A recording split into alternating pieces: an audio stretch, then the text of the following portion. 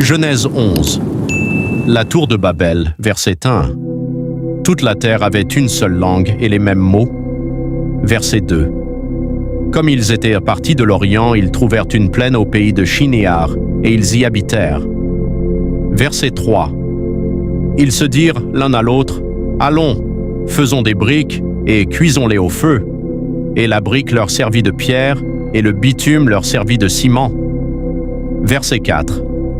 Ils dirent encore, « Allons, bâtissons-nous une ville et une tour dont le sommet touche au ciel, et faisons-nous un nom, afin que nous ne soyons pas dispersés sur la face de toute la terre. » Verset 5.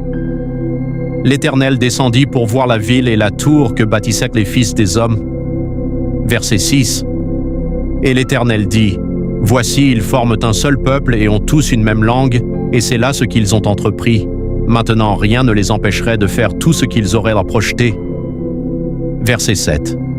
Allons, descendons et la confondons leur langage, afin qu'ils n'entendent plus la langue les uns des autres. Verset 8. Et l'Éternel les dispersa loin de là sur la face de toute la terre, et ils cessèrent de bâtir la ville. Verset 9.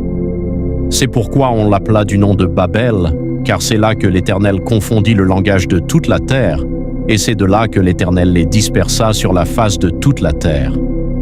Les ancêtres du peuple d'Israël depuis Abraham jusqu'à Joseph, verset 10. Voici la postérité de Séméo et Sem, âgé de 100 ans, engendra Arpachshad, 2 ans après le déluge. Verset 11. Sem vécut, après la naissance d'Arpachshad, 500 ans, et il engendra des fils et des filles. Verset 12. Arpachshad, âgé de 35 ans, engendra Shélach. Verset 13. Arpachshad vécut, après la naissance de Shélach, 403 ans, et il engendra des fils et des filles. Verset 14. Shélach, âgé de 30 ans, engendra Héber. Verset 15. Shélach vécut, après la naissance d'Héber, 403 ans, et il engendra des fils et des filles. Verset 16. Héber, âgé de 34 ans, engendra Péleg. Verset 17. Héber vécut, après la naissance de Péleg, 430 ans, et il engendra des fils et des filles. Verset 18. Péleg, âgé de 30 ans, engendra Rehu. Verset 19. Péleg vécut, après la naissance de Rehu, 209 ans, et il engendra des fils et des filles. Verset 20. Rehu, âgé de 32 ans, engendra Serug. Verset 21. Rehu vécut, après la naissance de Serug, 207 ans, et il engendra des fils et des filles. Verset 22. Serug, âgé de 30 ans, engendra Nachor. Verset 23. Serug vécut, après la naissance de Nachor, 200 ans, et il engendra des fils et des filles. Verset 24. Nachor, âgé de 29 ans, engendra Térach.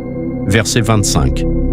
Nachor vécut, après la naissance de Térach, 119 ans, et il engendra des fils et des filles. Verset 26. Térach, âgé de 70 ans, engendra Abram, Nachor et Haran. Verset 27. Voici la postérité de Térach. Térach engendra Abram, Nachor et Haran. Haran engendra Lot. Verset 28. Et Haran mourut en présence de Térach, son père, au pays de sa naissance, à Ur en Chaldée. Verset 29. Abram et Nachor prirent des femmes.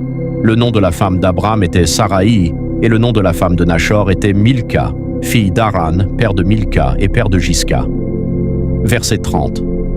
Saraï était stérile, elle n'avait point d'enfant. Verset 31. Térach prit Abraham, son fils, et Lot, fils d'Haran, fils de son fils, et Saraï, sa belle-fille, femme d'Abraham, son fils.